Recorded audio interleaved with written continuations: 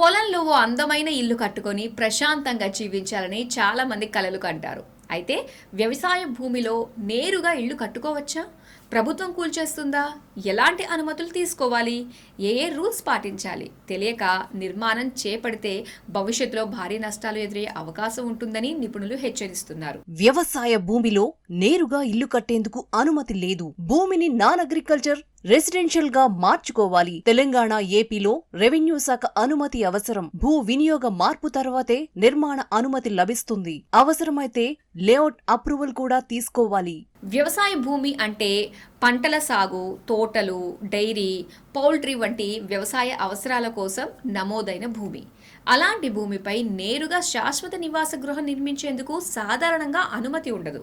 ముందుగా భూమిని చట్టబద్ధంగా వ్యవసాయేతర లేదా రెసిడెన్షియల్ వినియోగానికి మార్చుకోవాలి.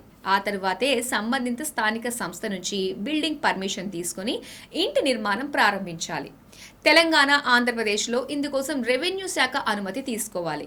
అవసరమైన ఫీజులు చెల్లించి భూ వినియోగ మార్పు పూర్తి చేసిన తర్వాతే మున్సిపాలిటీ, కార్పొరేషన్ లేదా గ్రామ పంచాయతీ నుంచి బిల్డింగ్ ప్లాన్ కు అనుమతి లభిస్తుంది. భూమిని ప్లాట్లుగా విభజించాలంటే లేఅవుట్ అప్రూవల్ కూడా అవసరమవుతుంది. భూ యాజమాన్య పత్రాలు, ఎన్కంబరెన్స్ సర్టిఫికేట్, ఇతర సంబంధిత డాక్యుమెంట్లు సిద్ధంగా ఉంచుకోవాలి. అనుమతులు లేకుండా నిర్మాణం చేపడితే అధికారులు నోటీసులు ఇవ్వడం, జరిమానాలు విధించడం లేదా చట్టపరమైన చర్యలు తీసుకునే అవకాశం ఉంటుంది. అలాగే విద్యుత్, నీటి కనెక్షన్లు, బ్యాంకు రుణాలు, భవిష్యత్తులో ఆస్తి విక్రయం వంటి అంశాల్లో కూడా సమస్యలు ఎదురవుతాయి. కాబట్టి భూమి కొనుగోలు చేసే ముందు దాని స్వభావాన్ని అధికారిక రికార్డుల్లో పరిశీలించి అన్ని అనుమతులు తీసుకున్న తర్వాతే నిర్మాణం చేపట్టడం సురక్షితమైన మార్గం.